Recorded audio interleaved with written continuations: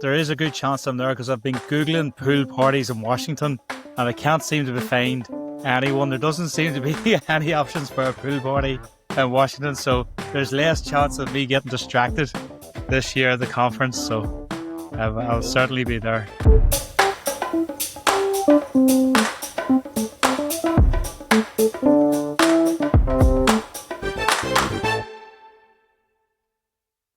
Welcome back to the Sports Dentistry podcast.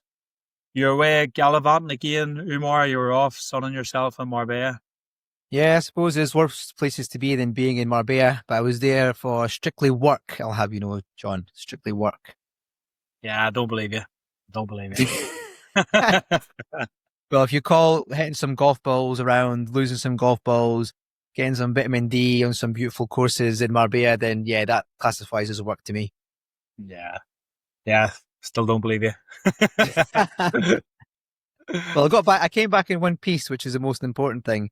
And then, you know, it's networking. We always talk about networking, and we had some really, really good networking out there, and something that's going to hopefully help some UK sports dentistry catch fire over the next few years. So I was there for the greater good, John. Yeah, we'll see. That's yet to be determined. How did you find the golf? Yeah, it was good. The courses were lovely, and you know, the weather wasn't amazing actually. So it was quite overcast in the morning, and then the sun would come out maybe 1-2 o'clock. So you wouldn't expect that in Costa del Sol, of all places. There wasn't any rain, which was great. But yeah, didn't lose as many balls as I thought I was going to do. But I need to play more. The last time I played was in Marbella last year. So I always said, I came back last year and I was like, you know what, I need to play more often. I just never got around to it. So that's excuses. Yes, I know, but we need to kind of get into the swing of it a bit more. What about you? Did you play much golf? I tried to get into it a good few years ago, but just time-wise, it was difficult to stick at it. It's probably been maybe 6-7 years since I've played a round of golf. And I was out for a wedding in Albavira, and I played a round of golf when I was there in the lead up to the wedding. So that was probably the last time I played. I was taken back a wee bit with the arrival of the beer cart in the golf courses in Albavira. You don't tend to get that in the golf courses around here. Is that the same in Marbella? Yeah, actually, this time round there wasn't any beer carts on the course. It's a bit strange. You had to wait till a halfway house, so we would phone ahead when we were like hole 7 or 8. One of the guys would phone ahead just to make sure that we were going to be kept well hydrated for the rest of the course. And we'd go into the halfway house, get what we need, and get back on the cart. But last year they definitely had them kind of roaming around. But this year in the course we played, there wasn't. I'm not sure why that would have been. But you know, golf is a universal language, John. So when we take this podcast international, covering different continents, we need to take our golf clubs. So hopefully our guests will help look after us and take us out on some lovely golf courses. So I think we need to play a bit more often. If we are doing that and we're going to a golf course that is a halfway house, I cannot promise that I will be involved in the back 9. I'll be there for the front 9, but it's pretty dangerous with the halfway house, depending on how my golf is going, how motivated I will be. What I need to then consider is, would you still be in the clubhouse when we finish the round? So, you know, I'm going to have to make sure that I hide that AirTag well, so you don't know where it is and you can't get rid of it. Because if we get back to the clubhouse and it says John is not in the vicinity, and then there's a marker 25 minutes away, you've already hit up the strip. Strong possibility. There is a possibility. I'm not going to deny. It depends. Golf can be very frustrating. You know, some days and go out, or even a round itself, you hit a few good holes and then you think you're flying, and then all of a sudden you're back to reality. Exactly right. I had one hole in particular, absolutely outstanding, buried it, and I was like, I can do this. Get on the tee. Actually, next tee shot was okay, but my iron game, which is usually pretty good, too big fade. Yeah. So I had the pleasure of having RUTA on the podcast last week. It was really interesting to hear her story and what she's been getting up to out in Lithuania. Yeah, I think it was quite good to have her on the podcast, because you're going to be going out in a few weeks to the conference out there, and what she's been doing in the Baltics with Stavros and Prof. Tillman with regards to the salivary biomarkers and inflammation and those sort of salivary tests, which we can hopefully try and incorporate into some of our screenings as time goes on. You know, our colleagues and friends are doing some really good work in terms of what we can introduce into general screening for our athletes to see if we can help them in some way. I think we need to consider whether it's something that's going to be more of a hindrance for athletes or for medical staff. But I think, once you've got the data, once you gather the data and you can kind of put it together and you can present to the medical staff, then that's all we can really hope for. Yeah, I think it's a great addition to the screening, particularly from a communication point of view with the medical staff.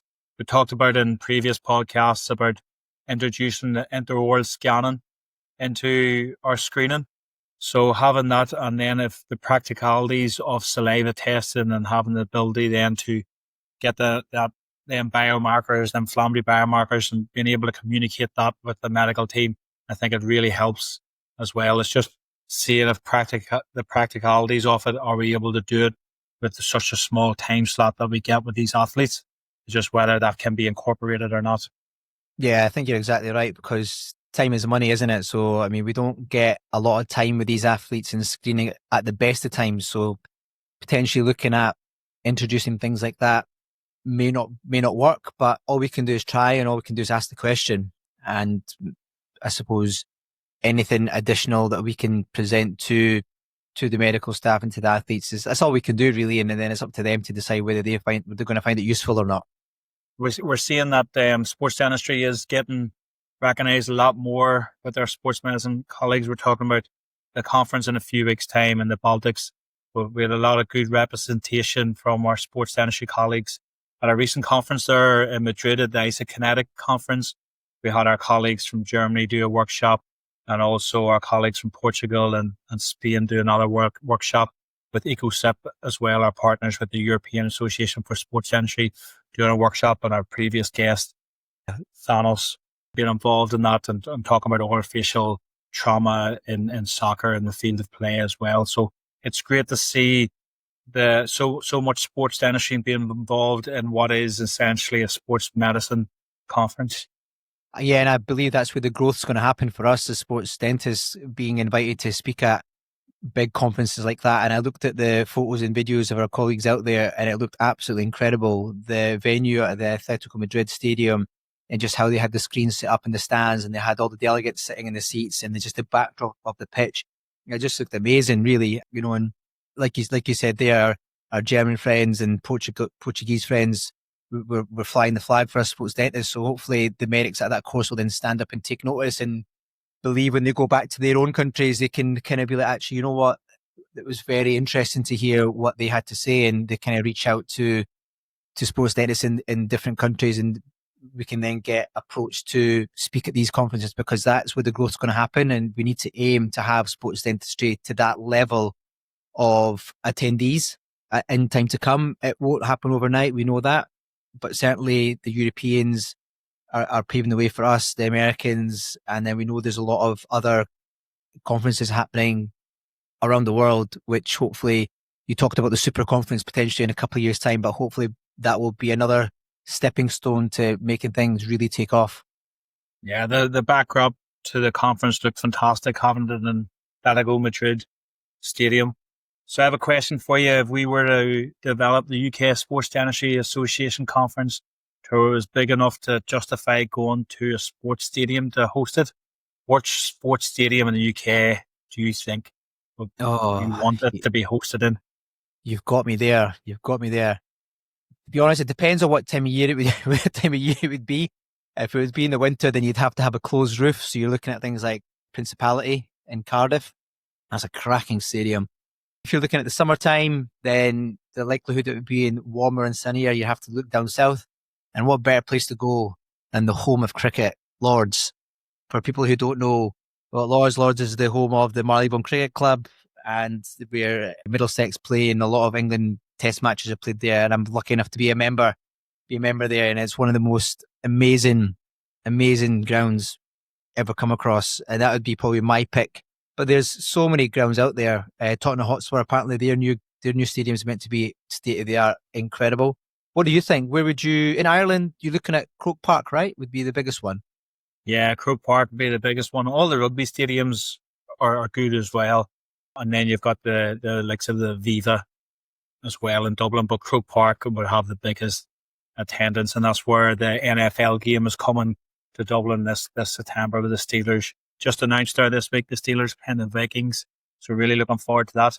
But I've seen a lot on my social media recently in the UK that Fulham's new stadium, they must have done up their stadium. So there seems to be in the corner of the pitch a bar with an outside swimming pool in the corner of the pitch, and then you must be able to walk down to your seats. So I think if we had the weather in the summer, that could be an option for a conference.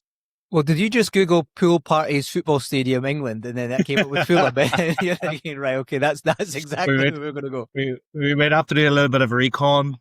More, I think we'll have to do a little bit of a recon to see if it's worth the venue for a conference. Yeah, okay, then that means we have to go and get some feelers there and see how it looks, right? Yeah, we'll have to test the pool out to see if it's just there for photos or is it actually a pool you can use. Well, if it's a heated pool, then it's take my money now. Take my money now. So talking about soccer and soccer stadiums moves us on nicely to our guest for the conference this week, which is Emilio Canal, who's based out in Washington. He's one of the organisers of this year's Academy for Sports Dentistry conference, which is happening at the end of June. He's heavily involved with soccer in the US, so this is going to be a really interesting chat, especially to see we've had Thanos on before, and he's heavily involved in Europe with soccer with European teams. So it's going to be really interesting to hear if there's much differences between what Emilio is seeing being involved with US soccer and soccer in the US compared to what Thanos has seen with European football. Yeah, absolutely. And I think having Byron Blasco on as well, who's on the west coast of America dealing with a completely different type of sport. And then you've got Emilio dealing with soccer on the East Coast, and how we can look at the differences between how they're integrated and interacting with their medical staff when they're completely different sports, and then also having Thanos doing soccer or football in Europe. So it was something that we talked about, and we thought, we need to get somebody on who is slightly different from the guests that we've had in the past. And with his experience, I mean, he's been doing sports dentistry almost longer than I've been born. So I don't think you're going to get many more people who are going to be as experienced as him in that field. So, and looking at his resume and what he's done today, I was kind of fascinated to hear how it started for him and to see where it's got to now and then what he sees to happen in the future. So I was really looking forward to listening to him. Yeah, so it's going to be good. So let's rock and roll. Hey everyone, save the date. The UK Sports Dentistry Association's second conference is happening on Friday the 12th of September at the Voco Hotel in Manchester. And guess what? It's not just about teeth. We're combining cutting-edge sports dentistry talks with the thrill of live sport. Right after the conference, we're heading to Emirates Old Trafford for the England vs South Africa T20 International. Expect a day packed with expert speakers, athlete Q&A sessions, and plenty of time for networking with dentists, sports pros, and athletes alike. Whether you're in dentistry or passionate about sport, this is a day you won't want to miss. Tickets are live now at sportsdentistryuk.com. Grab yours and join us for an unforgettable day. So I'm delighted to welcome onto the podcast this week Emilio Canal. Did I pronounce it? My pronunciation skills, Emilio, are not the greatest, so you'll have to make sure that I just like Panama Canal, Suez Canal, so it's easy. Root Canal, Root Canal. Just like Colin, I should have gone into endodontics instead of general practice. It would have worked well. So you're based in Washington, and I've had the pleasure over the last few years getting to know you a little bit. But for the listeners that maybe don't know a lot about you, just give us a little bit of a background to your story and how you got into sports dentistry. Well, I've been in sports dentistry for quite a while, since 1980. So I got a really early introduction into sports dentistry. I grew up in Miami, came out of Hialeah, Miami Lakes High School, went to University of Miami for undergrad. And straight out of high school, I know I wanted to go into dental school. So I enrolled as a pre-dental student, and right away found out that there was a pre-dental society at the university. So I went ahead and joined the club, all gun ho about being a dentist. And our advisor for the Pre-Dental Society happened to be Richard Mariani, one of our founding members of the Academy for Sports Dentistry. And he was a team dentist and our advisor for our Pre-Dental Society. So right away, I latched onto him and started helping him out with the University of Miami football team. And back then in the 80s, they were a terrific team. I mean, you see ESPN have the whole, University of Miami episodes and what was going on because we were so dominant during that time.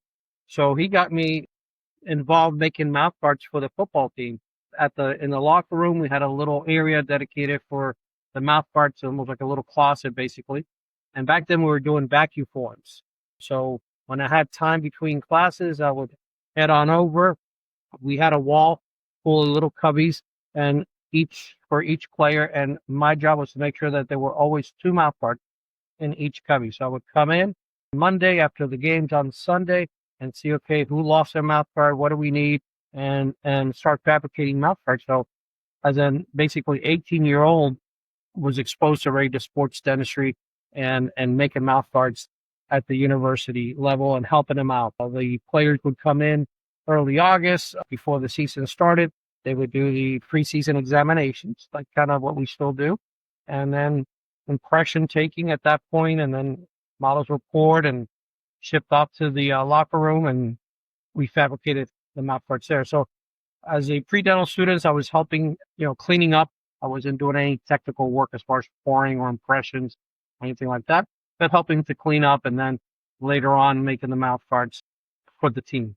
Then after University of Miami, I went to Georgetown Dental School here in Washington, D.C. And we had the summers, so I had a couple weeks off in the summer. So I would go down and help them as well with the team. But now I was more in a role of, taking impressions and doing things that I could do within the scope of a dental student. And then after graduating from dental school, I knew I wanted to get into sports dentistry the same way that he was involved. So right away, I joined the Academy for Sports Dentistry.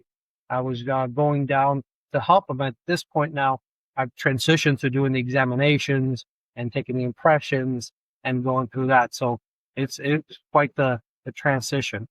So I get involved with the Academy for Sports Dentistry, start to meet all the wonderful people we have in our group. And I want to say it was 1993 that I meet Dr. Ray Padilla, at one of our meetings in New Orleans. We're getting ready for World Cup 94 in the U.S., and Ray was named the Chief Dental Officer for World Cup here in the U.S. So he stands up at our meeting and says, if anybody are from these cities, come talk to me at lunch. And basically, he was just looking for coverage of all the different venues for World Cup. So, right away, I'm 3 years out of school and I'm the venue dental officer at a World Cup event, and for us in the States, a World Cup, we didn't know how big it actually was as the rest of the world, but, got thrown in and the rest has really been history. Did the World Cup in 94. Our league here in the United States, Major League Soccer, kicked off in 96. So a lot of the folks that did work in World Cup 94 ended up going to work for DC United, MLS in 96, and they just kind of brought me along. And all of a sudden, I'm now team dentist for a professional team. Never expected it. But these are the things that happen, right? When you go to meetings where you're networking with people, you're just connecting. And that's what I tell a lot of the young dentists is, get active in your society, whether it's a UK society, ASD, the European society, get involved, and the networking that happens from it and the people that you meet are incredible. The opportunities are boundless.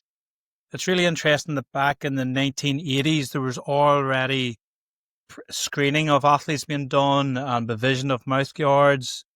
That was the University of Miami. And yes, it was. Yeah.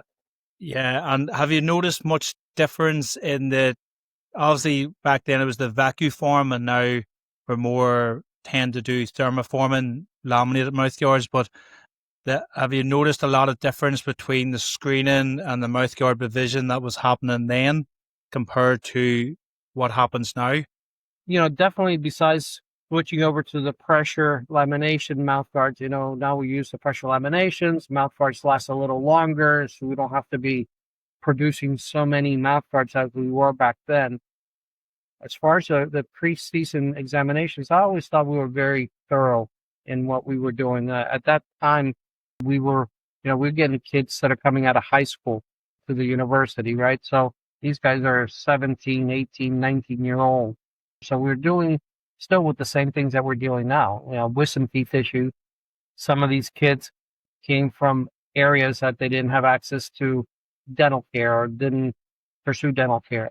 So you get the kids that are coming out and they have bombed out teeth at 18, 19. So we still see some of that. At least I see it with my MLS team in DC United. We're getting our players are younger, so we're having to manage wisdom teeth throughout the season because you don't want to get extractions done and then having missed time from playing. We're getting players from all over the world that maybe their access to dental care is not great. Working with NWSL, we just had two new players this season that have never had a cleaning. They're 18 and 20-year-old and have never had a cleaning in their lives. So again, we're dealing with some of that. But so a lot of the things haven't really changed that much as far as, the need. You would think that, dental healthcare would be better and that we see less issues, but they're still seeing quite the need. And that's the one thing that we've been pushing a lot with our teams is that preseason examination. So important, They put a lot of emphasis on the medical side, not so much on the dental side. So I'm really pushing a lot with the two leagues I'm involved with, the women's league and the men's league here at East Suffolk. Yeah, Emilio, can you just take us back to 1994 then when the World Cup was happening in the States? What was your role then? Was it field of play? Was it just being part of the medical staff in terms of screening and prevention? What was the role and how did that help shape your future? Yeah, in 94, the way that the World Cup was set up here in the U.S., they had venue dentists, so we were in charge of being match day at the games, right? Being there. We also were responsible for what they call the resident teams. Here in DC, our resident teams were Mexico and Saudi. So that means that they would play most of their first round matches here, while other teams were kind of traveling in and out, but they were based out of DC. So it was during their stay here that we had to make sure that if they had any regular dental issues, that we would address them so that the players would be ready for competition. And then, of course, on match day, we would be there in case of any type of trauma, any emergencies. And I will tell you again, Saudi, we ended up treating like 4 or 5 of their players with large cavities, abscess teeth, and then we had a couple of the Mexican players that we treated also. As far as game time injuries, I didn't treat any. So it was more just leading up to the game with some issues that we had. As far as how it's shaped, it gave me more of an international view, right? I didn't understand the magnitude of the World Cup, how large it was, talking with physicians from Saudi Arabia, talking with physicians from Mexico, interacting with them, and just seeing players from all over the world. It was fantastic. I think we had 4 or 5 games. We had like 5 games. We had a second round game in DC, and it's just wonderful. All the people from all over the world. So it just gave you just a bigger understanding of the athletic world versus you get so tuned into your world and soccer, which was not a big sport in the U.S. back then. And how beautiful the game is. These athletes, I remember because we played in the summer, and I attended a Mexican game or practice. It was a midday practice that they had. I'm standing there sweating like crazy, and these guys are just running back and forth for an hour like nothing, and an all new respect for these players. I mean, amazing the fitness level. I'm dying just standing, and they're just up and down, up and down, up and down. Emilio, I'm glad you said Soccer World Cup because it would have been quite confusing for UK listeners about 1994 because it was only the Republic of Ireland that actually qualified for the World Cup because England, Scotland, Wales and Northern Ireland didn't actually make it. So it's good that you clarified to our UK listeners what sport we were talking about because they wouldn't have had the good memories that us Irish supporters would have had. Oh. So that So opened it's up just a great opportunity again that I would have had if I wouldn't have participated and been involved in organized sports dentistry, right? Because if I don't go to that meeting, I never meet Ray. I never get it's constant. And I'm always telling my younger associates in the practice, I said, you have to get out and meet people, talk, get involved, be active, you know? That's one of the things that we try to promote about the conferences. It's also you get the education, but it's the networking and the social aspect of it and the people that you meet that really makes these conferences worthwhile going to.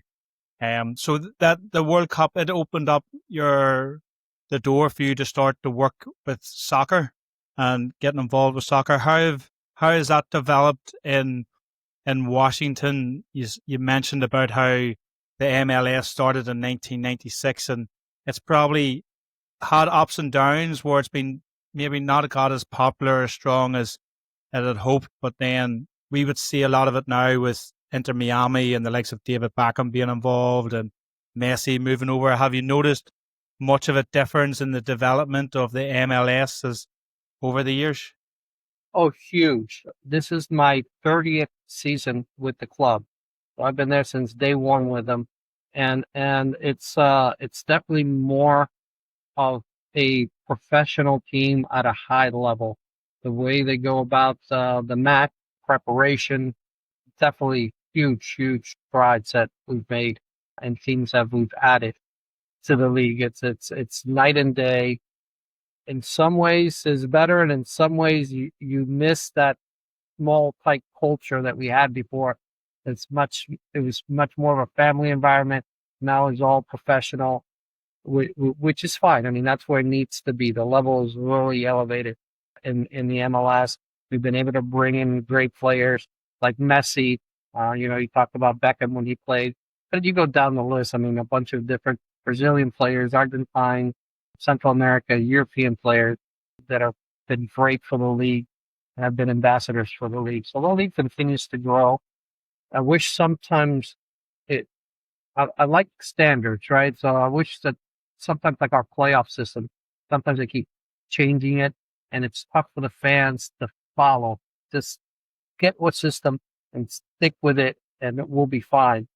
That's the part that in the league that I don't think that we've quite figured out how we're going to do these playoffs because it's different. It's than overseas where it's a single table relegation and all that. So we'll see how this league continues to progress, expand.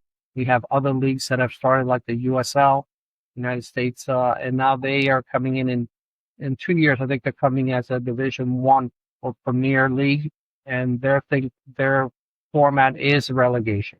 They're going to have relegation involved. So it'll be interesting how these two leagues compete against each other and how one group of fans favor the relegation versus the playoffs as we do it in the MLS. So what does your day-to-day look like as a sports dentist out in Washington then? Can you just talk us through what a typical week would look like for you? Usually I'll have, we have a very good relationship and a very good sports dentistry program here at DC United and with the Washington Spirit. So for me, a regular week, I'll probably see anywhere from 3 to 5 players, whether we're seeing them for their routine oral hygiene care or we're seeing them for some treatment that's necessary, or they had in practice, they got a tooth fractured or some sort of injury, follow up from the weekend's game. But usually I'll see anywhere from 3 to 5 players in my schedule for the week. And then on the weekends, the men and women play in the same stadium, Audi Field, which is amazing, by the way, here in DC. It's a small stadium, 20,000. It's European style, so it's very vertical. So you feel like you're right on top of the pitch.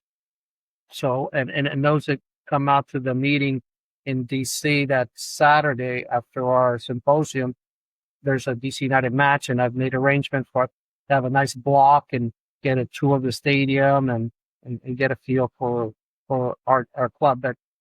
And then, so because they share the stadium, usually one's home and one's away. So I don't get too many weekends off because I'm either in with the Spirit or in with DC United. And sometimes, like this week, it was like Friday, Saturday, back to back. But then it's just a matter of the weekends getting it about an hour and a half early. We have a great relationship with the medical team, with the coaches, with the players. So, when I walk in on Saturday, everybody's, "Hi, Doc, how you doing? This, that, the other." Or I'll have them come up to me. "I got this thing that's been giving me problems, this, that, the other," whether it's the coaches or whoever. So again, it's having that communication, that good relationship with the team, that you're part of their family and they trust you, right? That's so important that the athletes trust you, because that way they open up to you. If they don't trust you, then you can't help them because they're not expressive. So I'll walk in about an hour and a half prior to the match, say all the hellos and all that. And then as we get closer to game time, it's the warm up, everything gets more serious. You're more tied in with your medical team. And we'll have a chiropractor, we'll have a eye doc, we'll have a sports medicine person, of course, or orthopedist, PT, athletic trainers. We have 3. So, you start to kind of group in with them, go through the game, what's going to be the needs for, okay, who's working the stretcher through, and you go through all that. And then right after we go out for warm-ups, we'll just kind of catch the boys, see them with the ladies warming up. We'll have a medical meeting with the referees, the emergency crew, and the medical team from the visiting team, which usually they don't travel with any physicians, any doctors at all. It's just going to be their athletic trainers. So they'll come in and we'll have a meeting with them. And then our home team will supply the dental care, the orthopedic care, sports medicine care in case of concussion evaluations and such. So we'll have our little huddle during the warm-up, or the teams are warming up, and then back into the locker room. The players will change from their warm-up gear to their game gear. And then we'll come out, and we have a little section right next to the players' bench where the medical team sits, ready for any action, whether you have to go out, you stretcher someone out, or, any type of trauma. You go in the locker room at halftime and then back out, and then, of course, at the end of the match, you go back in. So for me and the way we have our program set up at DC United, the sports dentist is very tied into the medical team, very much a part of it, and very much, on the pitch with the team, with the coaches. So it creates a lot of unity and a lot of great collaboration, and you work together. You feel like you're part of it. You want to give 100+% to the team, to the club. I know that some other MLS team dentists don't have that relationship. And yeah, they'll get a ticket and they'll be up in the stands. And I'm like, that's okay, but it's not like the ideal situation, So yeah, we're very, very blessed here in DC and how we have our sports dentistry structured. Again, I've been with them for a long time, so it's been a slow cook and a slow build, where now they just value us tremendously. As soon as they, you do, like I was talking about earlier, the preseason examination, but anytime they bring a player, they're calling me, "Hey, Doc, we got so-and-so in. He's going to go do his medical clearance physical, and then we're going to run by your office so you can check him." But now we're part of that whole process. As soon as a new player comes in, they know dental is part of the whole checklist that they need to go through before they get active and they start playing. So it's all a matter of communication, education, and having that relationship that you build over time with the team. Yeah, it's really interesting, particularly how you've been able to get into that process of the introduction of a new player coming in. We spoke to Thanos a few weeks ago, who's based in Athens and works a lot with soccer teams, and we spoke about how there was quite a lot in soccer, particularly in Europe. There's quite a lot of transfers and there's quite a lot of changing of players. Do you find that as well in DC? Is there quite a lot of rotation of players, or players moving in and out of the club? And also, just you talked about being there on match day. Do you get many incidents of old trauma And is there much compliance with wearing mouthguard use with the players that you support? Have you noticed any sort of improvement in attitude towards wearing mouthguards in soccer? So on the first part, yes, we do have quite a bit of player movement because we have a affiliate team or a minor league team where we are sometimes pulling players up, and some of our players that they're recovering from injuries will go down and play with our Loudon United, which is kind of our affiliate next tier team.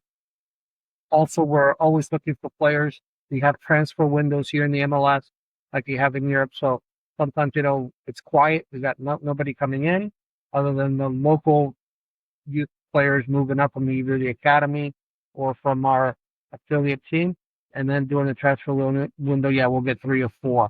So there's always that constant checkup that we have to do. As far as game trauma, I'll have maybe 3 or 4 during the year. And over the last couple of years, it's been light. It's been more like broken, fractured teeth. But we've had broken jaws, laceration of upper lower lip, luxations over the years that we've had to treat. And that's what's so important as far as having a dentist match day there, because there's so many things that could be treated right away that if you don't have a dentist, and then all of a sudden now you have to call and take the player out and go through this whole thing, that if you have a dentist there, there's just so many things that we're able to do and sometimes even get the player back in the game. Whereas if you don't have it, a lot of times the players are just going to be out of the match. And as far as wearing mouthguard, it all depends on the dude, right? I've had years where I've had 3, 4 players, starters, wearing mouthguards. And then I've had seasons where I've had 0 guys. We do make them as part of our preseason examination. We do take impressions or scans, and we do make mouthguards for the whole team. My athletic trainer has a case that he brings to all the games, and it's got mouthguards for all the players. Because I tell them, even if you're not going to wear it, I want it as a split. Let's say you have a luxation, if you have an avulsion, I could get the teeth back in place and give you your mouthguard. That's a custom-made splint. And that'll hold you till we see you in the locker room. And you can go back in the match, At the pro level, it's all about getting the players back into action, right? It's return to play as quick as possible. So I got to do my part. And if it's one of our if it's a messy, and he knocks out a tooth, we could put it back in and give mouthguard, and I feel 100% comfortable sending him out. Or if you have a luxation, I'm happy reducing it, throwing that mouthguard in there, get back out there, and then we'll worry about splinting and going through all the process.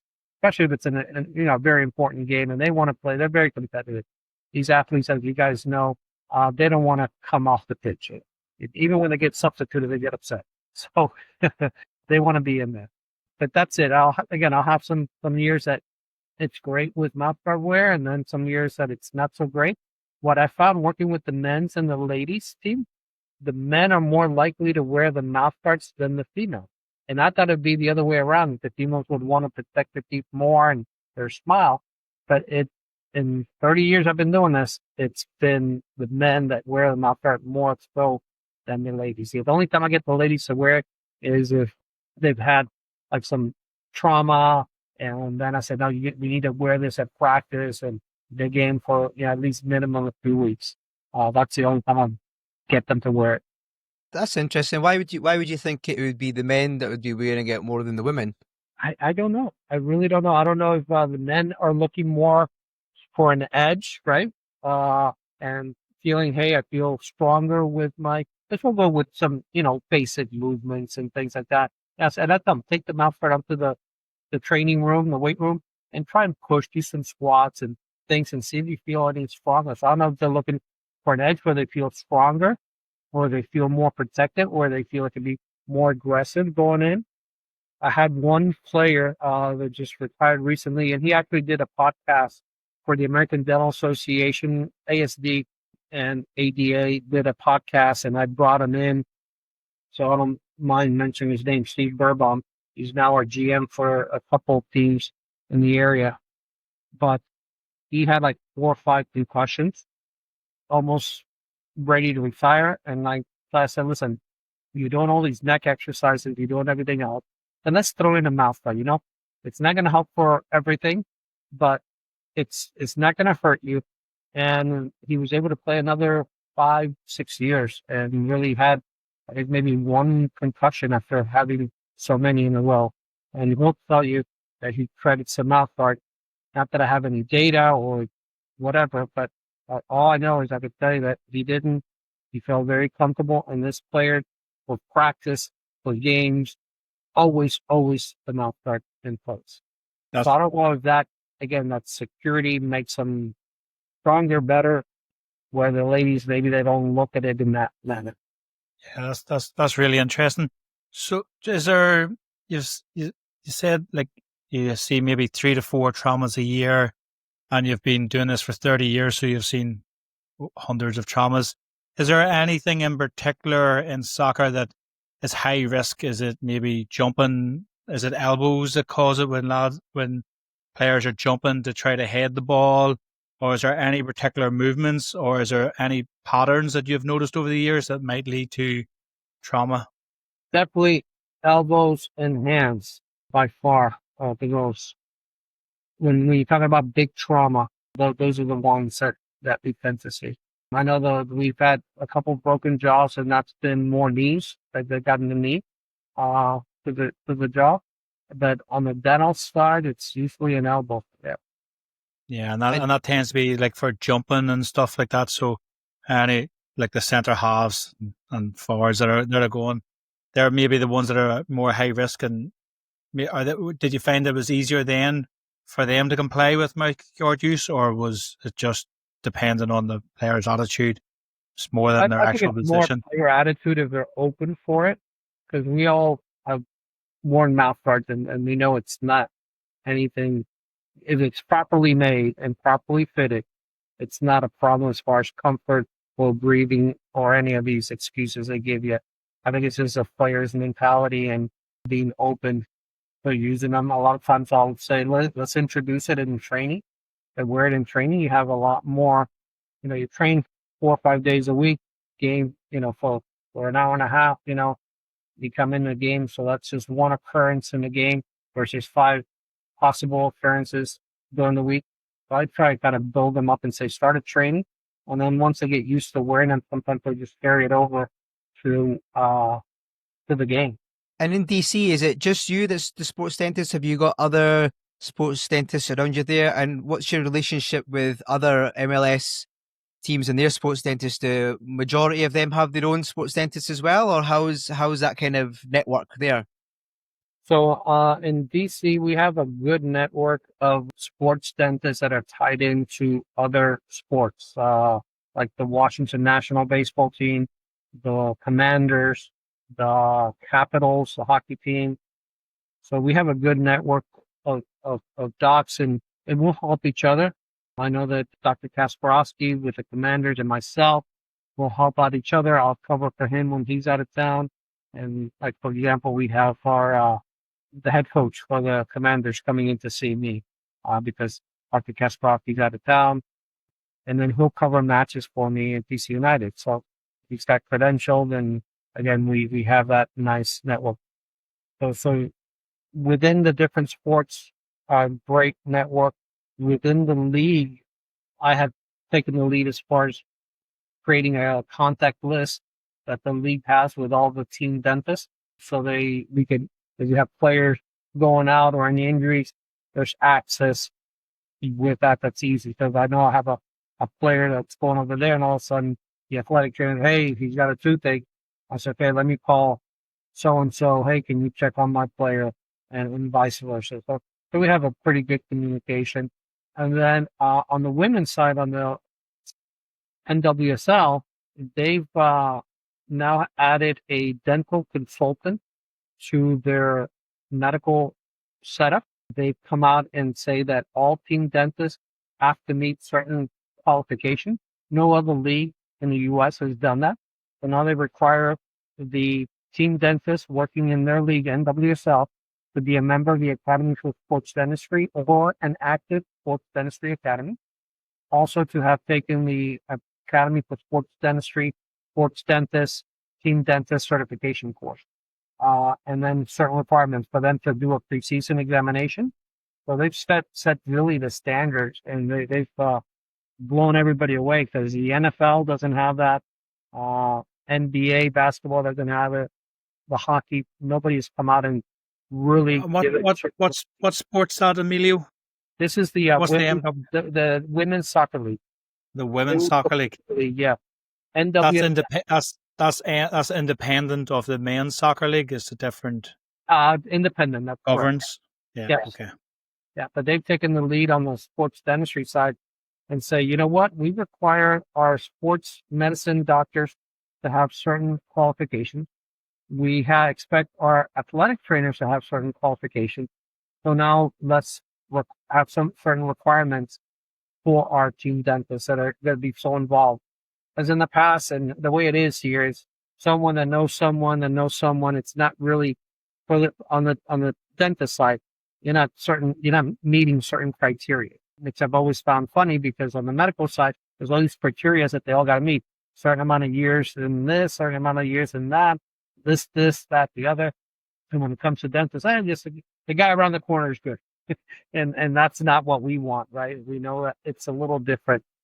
Whether it's knowing psychology of the athletes, knowing some doping concerns and issues and what you can use and not use, return to play modalities. And sometimes you treat things differently when you're dealing with athletes, at a high level versus athletes at the high school level.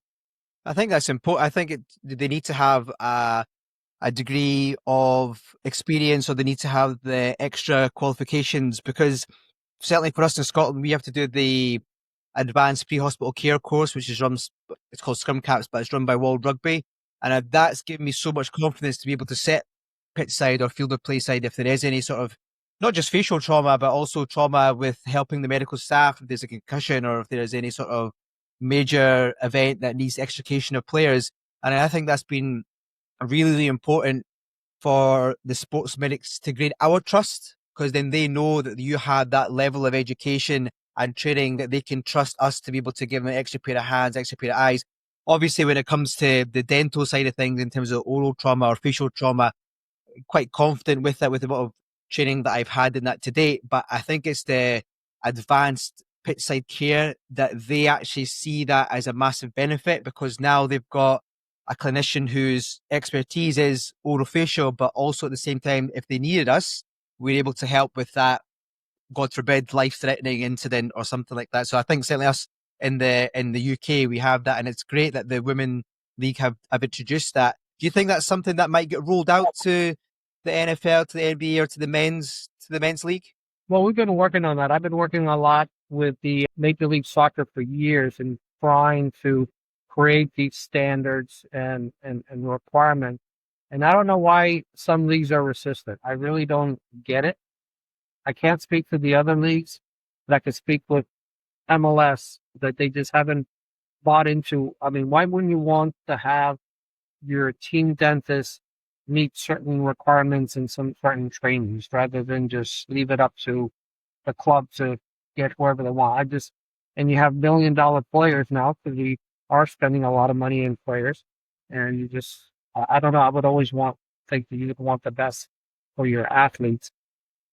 And a lot of team dentists have met those qualifications, but they don't have it spelled out as, yes, you must meet these levels. So I don't know why not. So I salute, the NWSL and the Women's Soccer League for coming out and saying, no, we want the best for our ladies. We want our dentists to meet these requirements the same way we make our athletic trainers or team physicians meet these requirements. So, yeah, hopefully it'll continue to grow. I keep pushing on my end. It's just sometimes a little tough. With your work with the soccer players in the United States over the years, have you noticed any sort of trends? We spoke, as I mentioned before, in one of the podcasts we had Thomas, who works a lot with soccer, and we spoke. He had noticed some trends that, in general, he found that soccer players had poorer oral health than the general patients that he would see. And we also spoke about snus and about how snus has got really popular in Europe with soccer players and the use of snus. Have you noticed anything like that in the MLS players? Has that come over to America as well, or is there any sort of trends that you've noticed over the years? No, I mean, I think the biggest trend is just younger athletes, more wisdom teeth issues. And then just because we're so multinational here, right? It's just seeing a lot of players that haven't had access to care. Like I was saying earlier, a couple athletes that had never had a cleaning in their lives were checking, and they were, 18 and 20. So it's like, I think it's just for me, it's been a shift to younger players and a lot more foreign players in our league now. So that's been the biggest thing. And the foreign players, do they typically come from Europe or South America or other countries in North America? Where do you tend to get the foreign players that come? So we'll get a lot in our league from Central and South America, and we'll get a lot of players from Africa as well. Okay. So, So- if we get a European, we get all the big names, right? You got to bring in a Yeah, marquee player. You go to Europe and you coach a big name. But as far as what is the core of the league, it's a lot of South and Central Americans, a lot of Africans, and you get a few Europeans, and of course the American kids. Yeah. Okay.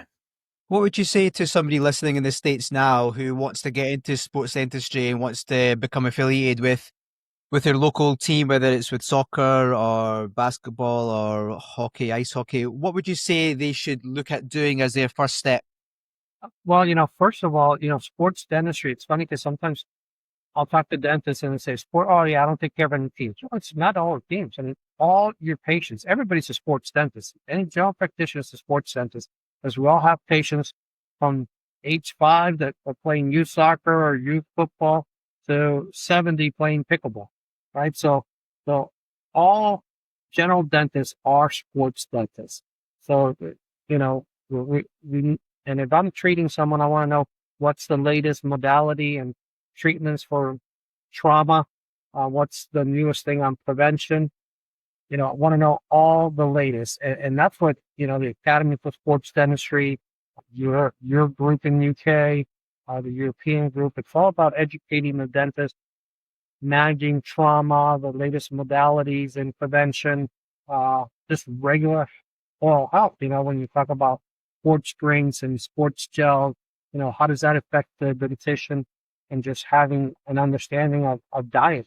When you're seeing teeth eroding away, and I've seen plenty of that throughout my years with all the consumption of Gatorade, especially early on. I remember seeing players and their teeth are just washing away, and they're just tons of Gatorade, and they leave practice with 4 or 5 Gatorades, and they're Gatorading and not drinking any water. And I've just seen teeth melt away, which is incredible.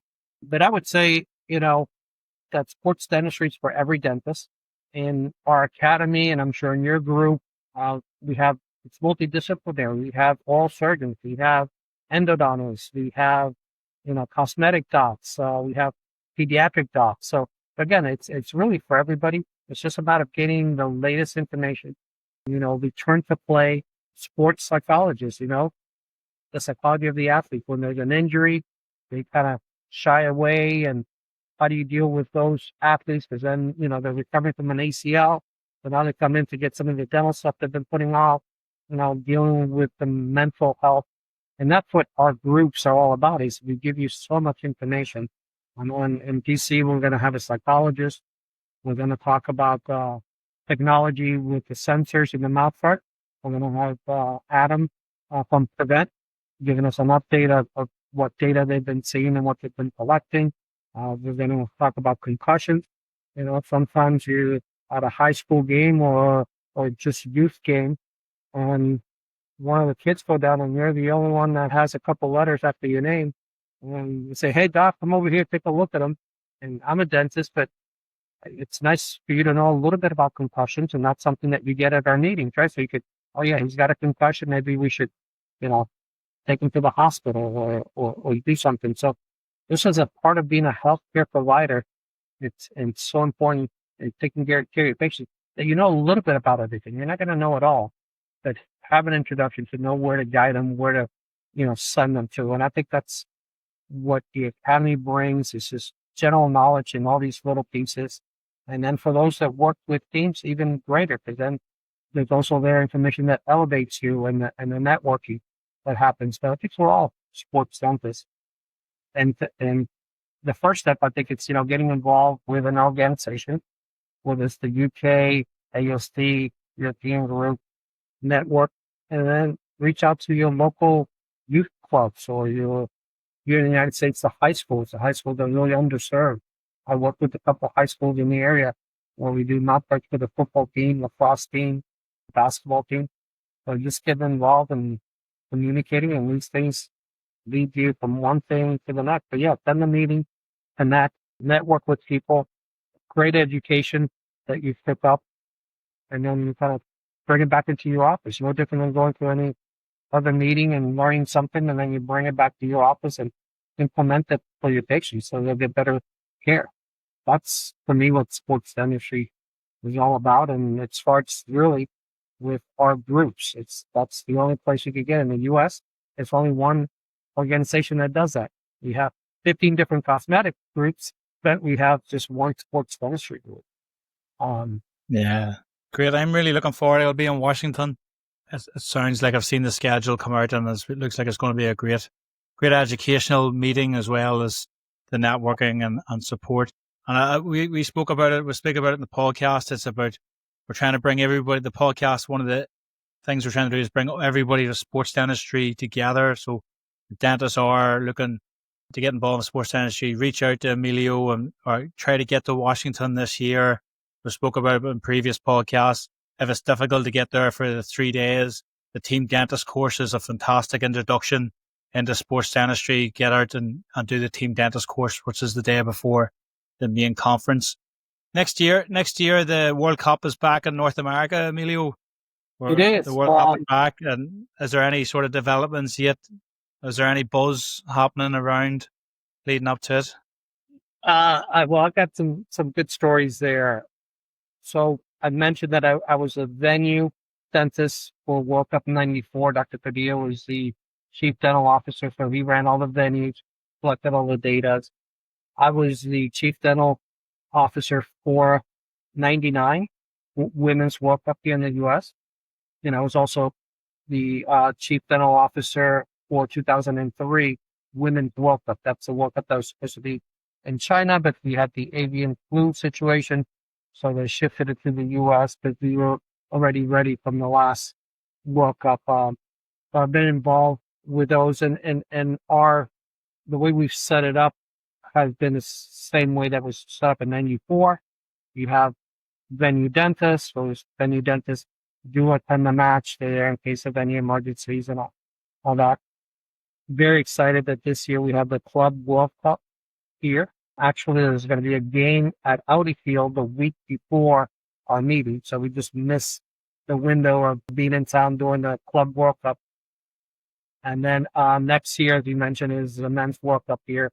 So I've been in communication with FIFA and talking with FIFA and the medical department, and they decided that for these team events, that they just want the dentist to be on call, so not at the venue and not as involved as at least the World Cup that we've had here in the United States. And I guess that's how they did it in the last World Cup. And what they told me is that they just haven't seen the need for having a dentist. They just don't have the injuries that happen. And that goes back to data collection, which is one thing that in NWSL, because they mandated all these requirements, they're making a real good push as far as collecting data. As you know, us dentists, we're very good at fixing things, right? I'm guilty of it. We'll have players come in, we'll fix them up. Oh, there's an injury that happens game day. Hey, come on Monday, you broke half a tooth off, we fix it, off they go, they miss no practice time, and those are all injuries that they go unreported. And I think that one of the things that we have to do in our field is get better as far as data collection and injury reporting. Because we just do it real quick. The athletic trainers and the medical guys don't have it in their programs where they track injuries. They have maybe a dental component, but it's very small. And maybe that's something that the academy needs to get more involved with, these injury recording software where we're a little bit more specific, and also work with the athletic trainers and the medical world as far as injury reporting, because I know personally from my experience that there's a lot of injuries that I treat, a lot of things that I see. I even had during the 2003 World Cup, Women's World Cup, I was covering a match with Germany and Nigeria. One of the German players catches an elbow, lacerates upper lip, lower lip, pushes back 7 and 8. Right before halftime, I went into the locker room with the team physician from Germany. He quickly sutured the lips. I repositioned, splinted, and that player was able to go back in and play the second half. Not having any dentists there, that doesn't happen. I've walked into locker room where a coach, and I've had players with a toothache. That happens, right? You have teeth. All of a sudden, something can pop up. I've numbed the player, let them go and play, a little bit more anesthetic at halftime, let them finish, and then get them off. You don't have a dentist, that's not going to happen. So I was a little disappointed with the dental coverage approach for these two tournaments in the U.S. And when I spoke with FIFA, I said, all our sports here in the U.S., they all have dentists, whether it's women's soccer, men's soccer, hockey, baseball, basketball, football. The dentists are always part of the medical team and always, game side, pitch side, court side. So I was kind of a little disappointed that FIFA has taken that position for these next two big tournaments. And the way we left it is, well, we'll see what happens in the club championship. That if there's not a good reporting mechanism, and if we just are fixing and not making a point of it, then it's never going to get reported. It's never going to be seen that there's a need. And I think that's something in our field that all the different groups need to really push towards data collection and reporting injuries, because in the medical world, there's never any downtime. Yeah, that's actually extremely disappointing to hear that. And one of the things you just said there was, if a player does have toothache, and there's obviously nothing you can specifically do pitch side in terms of active treatment, but giving local anesthetic to relieve the pain for one half, second half, that will be enough for them to be able to hopefully perform. And imagine if that's one of the big players. Imagine if that happens to one of the big US soccer players, and they're saying, "Well, where's Emilio now?" You're like, "Well, you didn't want me there." Exactly. So then what happens? So almost you need something to kind of happen for them to sit up and take notice. But you said the reporting isn't there. We need to be able to collect the data to be able to give it to big organizations like FIFA kind of going forward. So I think it's really important that we keep banging the drum, and people like yourself who are at the forefront of it. We need people around the world, need people like you to keep taking the pressure, because then if you're able to get your foot in the door and be able to then get FIFA to a position with this, actually, yeah, we do need to do it, then it's going to make our jobs a lot easier, because then we know that somebody like yourselves kind of taking it to that next level, and other people around the world that are doing it within their own organizations as well. So we'll do it in any way we can, obviously, because it'll help us and everybody else at the same time. Yes. Yeah, it's something that I've been talking to our group. We have a new executive director at the academy, and that's one of the missions I've talked to him about that we need to do, is figure out a way that we could get more reporting, more data. So when we say something, we could hang our hats on and say, here's all the data. This is not, BS. This is what's happening. This is what we're seeing. Because I'm seeing it, and I've been doing this for the year plus. And so when someone said, well, we just don't see it, I said, well, I don't know. I can't be so unlucky that all the injuries just happen to me. It's just not realistic. So we'll see. But yeah, that's one of the big things that I think across the world we all need to push on data collection and have something that says, these are the reasons why we're recommending someone in these events. Yeah, we do. It is probably one of our bad habits where we just want to get in and get things fixed and maybe don't look at the bigger picture. I know in some of the major all the major competitions that I've worked at, there is a reporting system. And any time that the sports dentist would have done something, you would have reported it. I felt maybe initially my first major competition was London Olympics and then Glasgow Commonwealth Games. 2 years later, I maybe didn't realise the importance of that. It wasn't until later on that I realised that what they were doing is using that data then to see what workforce they needed for the next games. So they would have used the data of all the sort of injuries and incidents and said, well, this is the support that we need for the next games if it's off a similar sort of setup. So I think that's what you've mentioned is really important. And it's something I didn't really think about as well, is just actually getting down and getting the data down to show what types of dental injuries we're seeing and the need to have that sports dentist there for different scenarios. Do you, and with the rugby, Umar, have you a reporting system that you know of if something happens at Edinburgh Rugby or Scotland Rugby on your pitch side? Yeah, well, that kind of all goes through the medical staff anyway. So we have to fill out a form about kind of what the incidence was, and if there is any lacerations or anything that we've had to stitch up, then we would write it up, and then that data. I don't actually know what happens with that data. That's quite an interesting point, but the medics then follow that up, kind of going forward.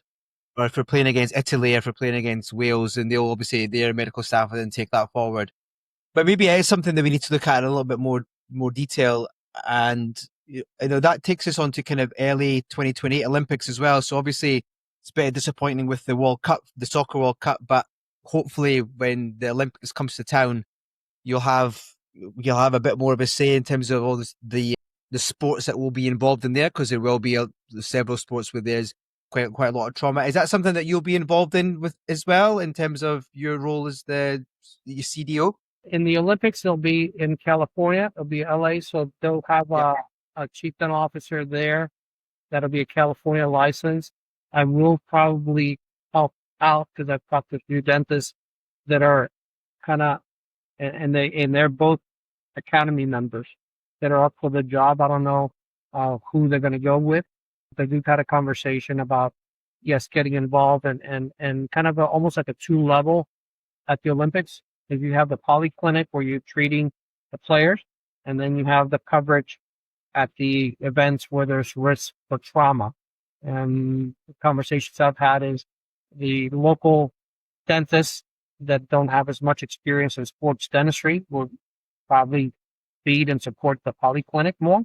And then dentists that are members of the Academy for Sports Dentistry have had some more experience, more coverage. Those are the ones that they will use more for the different events. So my role will probably be more support. And of course, if they need some help and some coverage, I'll be there to support them. But just kind of having been doing this for a while and been in some international events, having that knowledge and how everything runs. But the Olympics tend to be more pro dental because they see the need, right?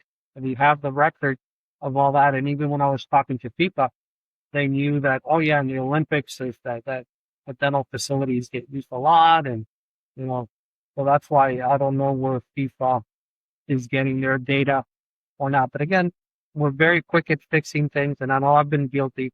And a lot of times, sometimes players will break a tooth during the match. They won't tell the athletic trainer.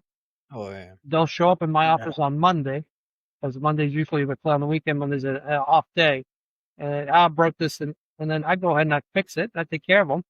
But I'm not going back and saying, okay, let's write up a report for Saturday that this trauma happened and all that. But now I'm starting to get much better at doing that, because I'm seeing that, I'm part of the problem, right? Not making a report and not making it visible. Yeah, and I think it's a little bit easier for the Olympics because the IOC have dental representatives. So there is dental representatives on their medical committees. Mm-hmm. I'm not sure if there's the same at FIFA. And maybe that's something that we maybe need to promote, is looking to have a dental representative as part of the sort of medical governance at FIFA to try to help promote. Or even it could be something that starts off by doing a survey of the need, because we've seen recently there's been a good article published by my colleagues in UCL where they looked at the academy players in the premiership teams in the soccer in England, and they saw that there was still very poor oral health, which correlated to research that was done a decade previously. So it might be a step in to say to FIFA, look, there needs to be some assessment to see if need and things like that. But I think that's why it's easier with the IOC and with the Olympics that they do have a dental representative there that's able to present the problem to their fellow medical colleagues, and maybe that's something we need to look at. I don't Try think to we promote have one, FIFA. but we definitely need to see how we could push and make inroads to have one there. Yeah. Part of starting to work with BC in '96, our head coach is Bruce Arena. So we're very fortunate to have him come and join. And Bruce was given the '96 Olympic team. '96 Olympics were here in Atlanta. And for soccer, they had different venues throughout the country. And one of the venues was RFK in BC. So, which I worked that venue for the Olympics in '96. And you had men and women games there. But Bruce was given the U.S. team. He brought in the U.S. Olympic team to train together with DC United. So he had separate practices, and sometimes he would scrimmage them. So I get the call, hey, Doc, I have this U.S. Olympic player. He's got a toothache. Can you see him? So short story, I end up seeing like 5 or 6 of their players with the Olympic team. And then I get the call from U.S. Soccer. We don't have a dentist. Can you help us? So I've been affiliated with U.S. Soccer, men's and women's side, also since '96. But to your point, John, is I was in Spain doing the pre-tournament examinations, because at least the U.S. national team will do preseason examination before World Cup and Olympic dental examination. And we were in Murcia, just south of Barcelona, before the World Cup in Qatar. And I'm doing examinations on the final roster, basically. And as I'm going through, I think 80% of the players had not had, because I did all the data collections, 80% of the players had not had a cleaning in the last 2 years. And this goes through, these are professional players that can afford it, they have the money, the resources. It's just, I think there's lacking a little bit of guidance and importance in your oral health and how that ties into performance. I mean, you saw that in that report from the Olympics, all the oral health issues that they had and how athletes felt that had an impact. So we had one player that was so bad that I even told the medical staff, I wouldn't be surprised if this player picks up like a hamstring or a soft tissue injury, just because he's got so much inflammation in his mouth. True enough, he plays that friendly. And I think it was against Iran that we were playing the friendly, or Saudi, right before and he picks up a muscle pull. So these players, and these are American players that have all the access in the world, and 80% of them have not had a cleaning in the last 2 years. We had some wisdom teeth issues, like there's like 3 players that really desperately need to have their wisdom teeth out, inflammation, pericornitis, slight discomfort. They didn't complain, because these players try not to complain too much about any problem, especially when you're in that group, right? It's so select that any little thing, the coaches will kind of send you off to the side. But on the dental side, I reported to them all the data that I collected. So we did examinations. I did impressions, because for the US team, same thing. The athletic trainers have a kit with all mouthparts for all the players. None of them wear them, but at least we have that in case of injuries. And I was just surprised of how many issues I saw on these American players. So it goes back to what you're saying, John. It's just, a lot of oral health issues, just in general, that needs to be, brought up and made people aware of it.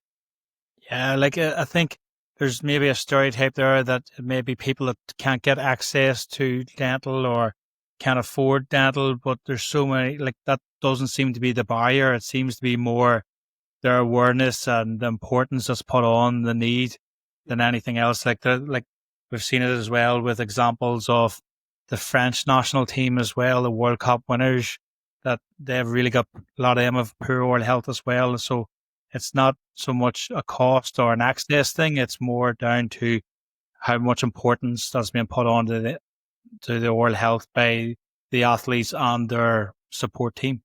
Yeah, you think these clubs, all these big clubs, that they take so much good care of their players as far as, do this exercise, do that, diet, blood testing, and all these other things. But when it comes to the oral health, it just gets totally ignored. So it's Yeah. definitely bringing some awareness to the club, because that's something that should be all addressed at the club level. Like I was talking to our chief medical officer, U.S. Soccer, he goes, that's something that, we bring you in to just catch the last thing, that all that should have been addressed at the club level, and how can we get a system that and follow up with the players? Hey, have you done it and taken care of this?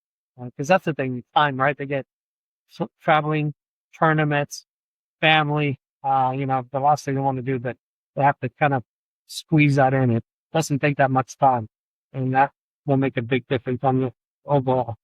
By the time they get to that level on the eve of a massive tournament, there's only so much you can do. Right. No. So like you said, it should be picked up at club level. Yeah. Yeah. And we're just like catching the last little thing. We say, okay, yeah, this, maybe we should take care of this, or let's be aware of this in case there's any problems. But yeah, it's, and it has happened. World Cup in Germany, I traveled with the team for that with my family. So I was not credentialed, but I was part of the team. And I get a call at my hotel.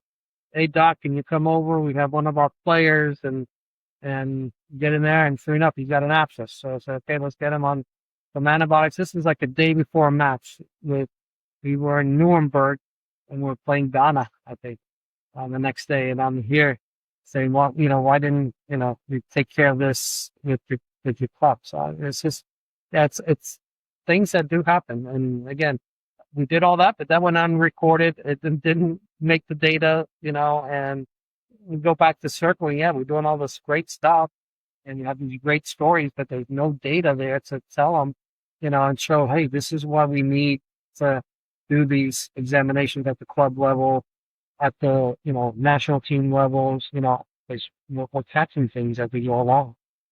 Yeah, that's brilliant. Emilio, I think we've took up enough of your time. We've had a great chat. A lot of really interesting stories.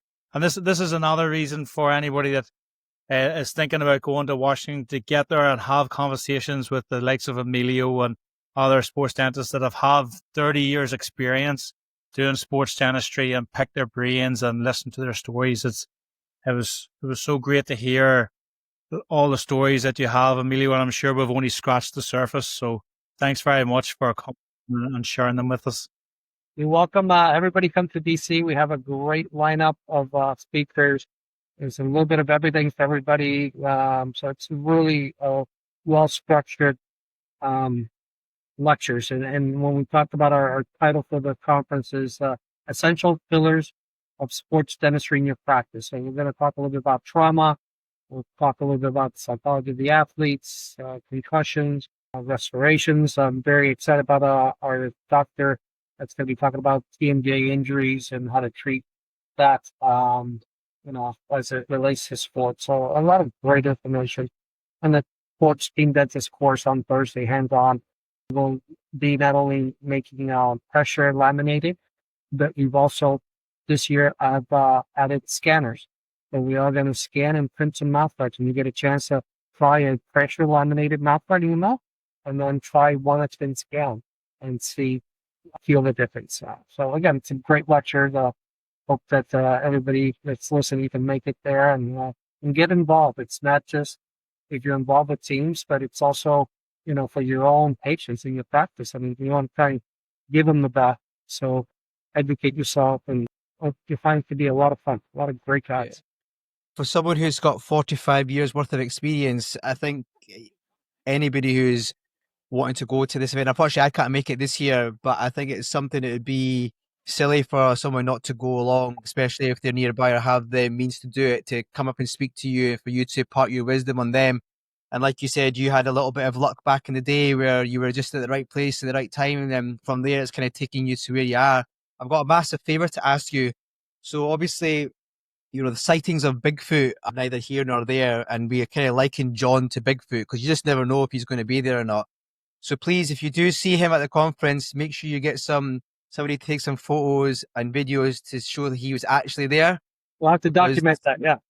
Yes, please. Yes, please. And I've already asked Byron as well. I said, Byron, please make sure you've got his ankle bracelet, he's got his air tag.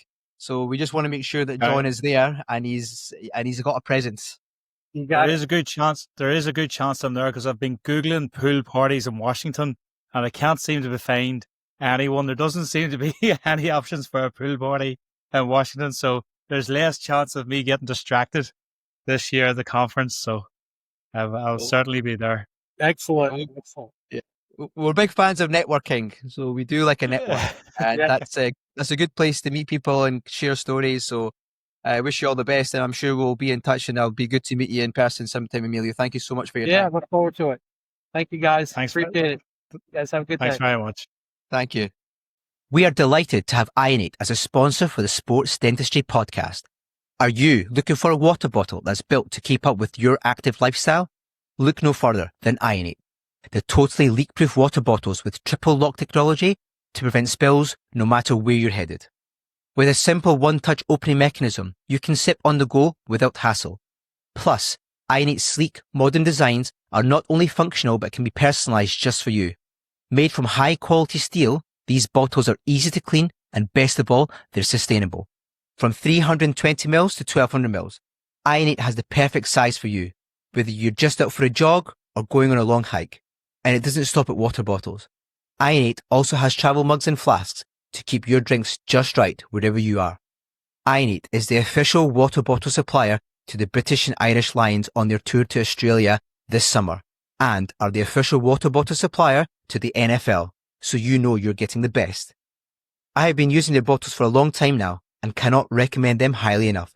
So head over to www.ionate.co.uk to get your hands on the best bottles in the business, bar none. Now back to the pod. So that was a great conversation we had with Emilio there. It was really interesting to hear how right before he was even a dentist, that he was getting that experience from sports dentistry, and how he had contact in the University of Miami, that he was able to be an intern and shadow and get that experience way back in the 80s. And like, really, that I didn't know that before from speaking to Emilio. I knew of his contacts with US soccer, and based in Washington, he was working with a few rugby teams there as well. But it was really interesting to hear how far back his sports dentistry goes.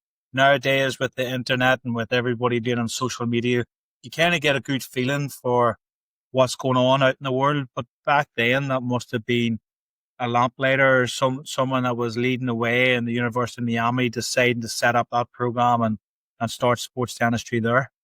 Yeah, definitely. And I think, if they'd started the sports dentistry in this era now, with social media and with having internet connection and Wi-Fi, I think it would be in a much bigger place. But he talks about where he started and where it is now. But even looking to the future, I mean, we said this before, but a lot of these trailblazers do not stand still. They're always looking to see what can they do next, what is the next big improvement, what's the next big thing that can happen, certainly with sports dentistry side of things.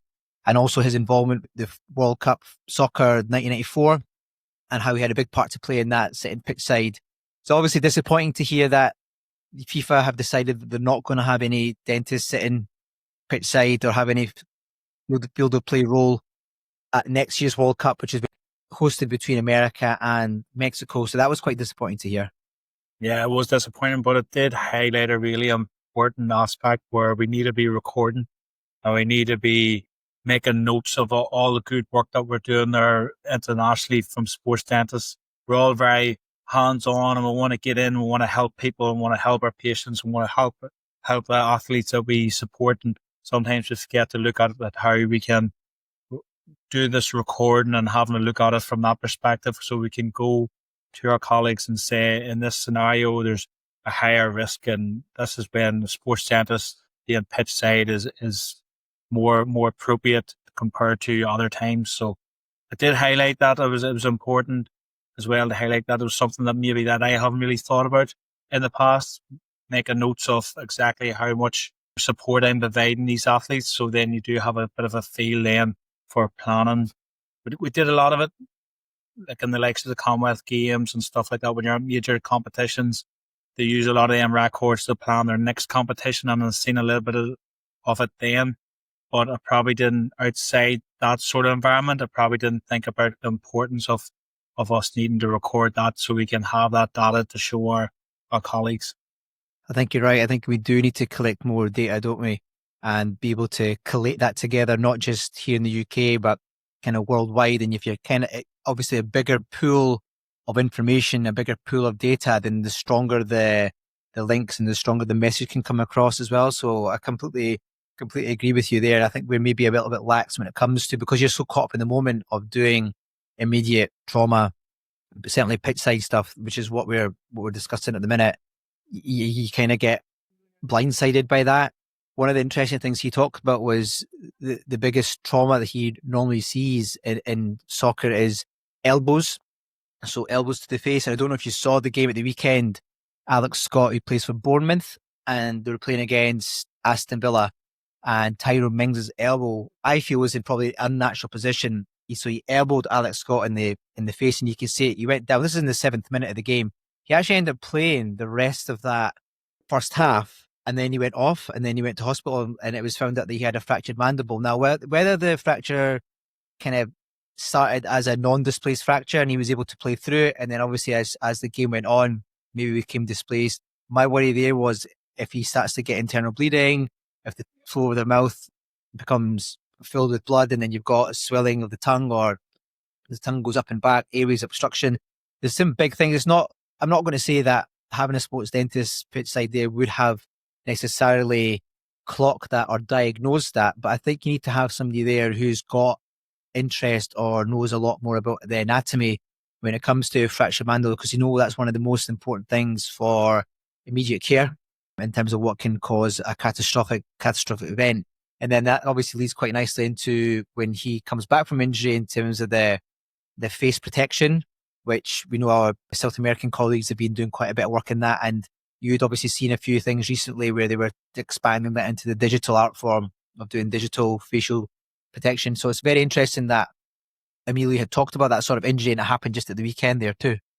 Yeah, it is interesting. And yeah, I'm a little bit disappointed I didn't actually chat to Emilio when we had him on as a guest there about his experiences with facial protection, because it does seem to be done a lot by South American sports dentists compared to the rest of the world. And it would have been interesting to hear his perspective. So I must make sure I have that conversation with him when I'm out in Washington at the conference.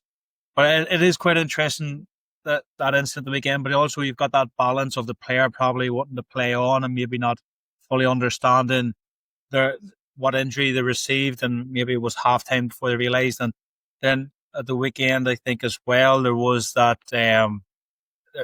article that I seen an article where it was about the owner of Nottingham Forest and the manager of Nottingham Forest giving off about the medical staff and the medical staff's approach to stopping a player from playing. So you've got that as well. So you've got that balance between doing what's best for the athlete's health, and also you've got the competitiveness of that athlete that wants to stay on, and you've got the manager and the owner that wants their best players on the field. It really is a juggling act for our sports medic colleagues. So it's not always black and white, them situations, and it seems to happen a lot more in soccer. We know historically the issues that happened in Chelsea that were quite well publicised over the media. So there is, at that high end of competitive sport, it is really a balancing act, and it's difficult. It's difficult for our sports medical colleagues. So shows the importance of maybe having that supportive sports dentist, but it's not an easy environment as well. Yeah, I know if the sports medics are having difficulty, then we're obviously going to have difficulty as well, because at the moment the sports medical field is, above sports dentistry in terms of how it's regarded. So I completely agree with that. The biggest thing that I kind of find working pitch side is that the players, they want to play every minute of every game. They do not want to go off. Like, it would take something catastrophic or a big injury for them to not want to play. And that's just their competitive spirit and their competitive edge. And you can't take that away from them, because their careers are so finite anyway. It's such a short career, most of these athletes, certainly in contact sports. So you get it. And on top of that, then it comes down to kind of their pay, and they might get bonuses. So there's a lot to think about. Yeah, definitely. It's a tricky situation. But that's us for another pod, Boomer. We're getting on well. We're knocking these out. I'm under pressure a wee bit. I think the next one's episode 10, and I've got to make sure I've got your pronunciation, Boomer, nailed by that stage. You said episode 10, you'd have it absolutely nailed. So you've got 1 week left, my friend. No more Umar. No more Umar going forward. And I know your pronunciation skills can be very poor at times. However, I have faith, buddy. I have faith. I'll have to do a bit of work over next week just to make sure I've got it nailed. Yeah. And then also, just before we go, the UK Sports Dentistry Conference in Manchester has really started to come together.